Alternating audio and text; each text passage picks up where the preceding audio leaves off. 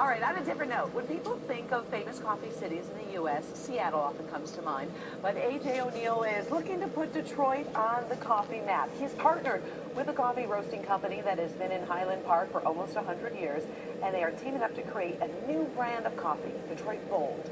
We had our video journalist, Michelle Oliver, stop by the factory to find out what makes Detroit-made coffee so bold. So this is where the magic happens. This is where they transform this green, unroasted coffee into this ready-to-brew Detroit rolled coffee.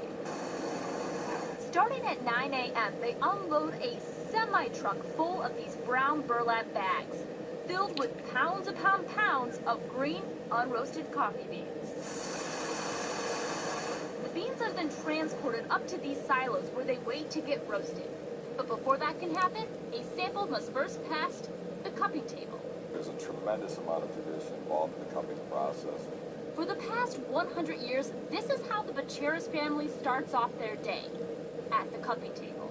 It's a tradition in our family. I don't want to say we're the only roaster that cups coffee. That's not true, but we spend a lot of time at the coffee table. Brothers Nicholas and Dean Bacheras pour steaming hot water over exactly 5 grams of coffee grounds. And then they put the coffee through a rigorous smell and taste test. They let me have a try at it.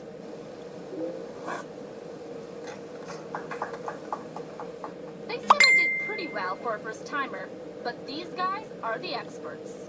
Although we're in the computer age, you can't stick a sample of coffee into a computer, put a probe in, and determine that that's a good cup of coffee or a bad coffee. It's still left up to somebody's nose and somebody's taste buds.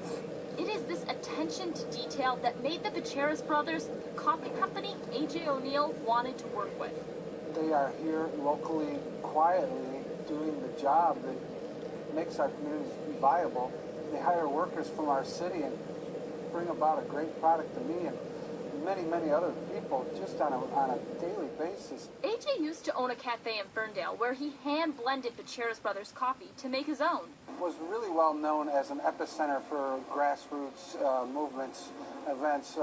We actually did the world's longest concert called the Assembly Line Concert there. When his mother got sick, he became her caretaker, but he still wanted to make coffee and continue to spread a positive image of Detroit. Because I'm one part of a caregiving team there, I was at home many hours of the day. I had to continue to try to make a living, so we called it the GFB system, Granny's Front Porch. A.J. wanted to expand, so he met up with the Bacheras brothers and created the Detroit Bold brand you can find in stores today. A.J. was one of the few people from the first time I met him. His passion just kind of leaks out of his pores, not only about coffee, but about the city. And we just wanted to be a part of that. We couldn't ask for a better partner than A.J. O'Neill. He's passionate about the city. He's passionate about his products. He holds us accountable to give him a consistent product, and we'd like to think that we've done that through the years of our partnership, and we will continue to do that.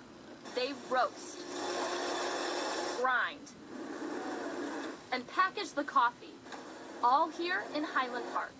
And on each bag, there is A.J.'s picture and a story about Detroit.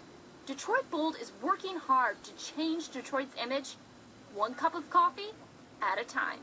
And I do that because I want to let people know that we're confident and anybody can be a part of the solution.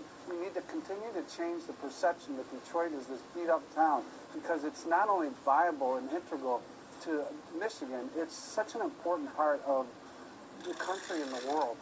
In Highland Park, I'm Michelle Oliver, live in the D. This is so great. We're becoming known for our beer, for our vodka, for coffee, and of course, it's a great sports town. And A.J. O'Neill from Detroit Bold joining us now with his taste test. Now, when you're tasting, we saw you doing a taste test there and doing a little spitting. Yeah. What should we be trying to draw from that sip? Well, a good cupping process involves a lot of different varieties, and if we drink those all, we'd be chasing taxis all night. So we're really actually letting it hit the back of our throat to make sure that we get the entire taste, and then we're spitting out so that we don't get so caffeinated that you can't sleep at night. Right, no. But what are the hints that you're looking for? We're looking for that accents. smoky smoothness that you probably are tasting right now. We're looking that it's not stale, is I guess the right word, because you know coffee is an organic product. It grows and it comes from fields, and it takes a lot of experience. Like the Bacheris brothers have 100 years experience in knowing exactly what to expect in the taste of a coffee. It goes from a field where you're dealing with the weather and climates and different regions of the world, coffee-grown regions around the equator. All of that has to be able to be presented in a consistently good cup of coffee every time. So we're looking for that consistency mainly as well. Talk to us about the Detroit connection, because obviously Detroit Bold, and we love anything that's Detroit. Absolutely. What has the response been for you as a businessman? Because you've been doing this for about now 2 years specifically with this brand. Right. Well, I realized that Detroit, it's such a can-do spirit here, and Bold really is as much as in the city itself and the people who really make this what it is, as it is in the coffee. And I get orders from all over the country from displaced Detroiters that just have that kindred spirit, and you know, there's a part of Detroit in us no matter where we live. You know, without Detroit and the Model T assembly line factory that's 3 blocks away from where we roast, we wouldn't have a middle class. We wouldn't have the folks that really make up the viability of a community, workers that are producers and purchasers, and that's what we do. All right, we want to go bold. Where do we find your coffee? We can go to Mootown Creamery at Eastern Market. We can go to Kroger. We can go to Meijer. We can go to Red Hots and You're everywhere. Oh, we're in about 200 locations now.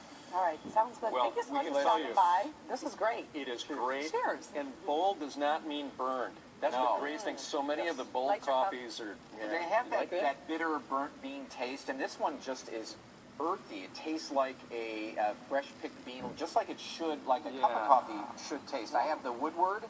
You have the Woodward Avenue blend, the medium. Guy has the Colombian Espresso.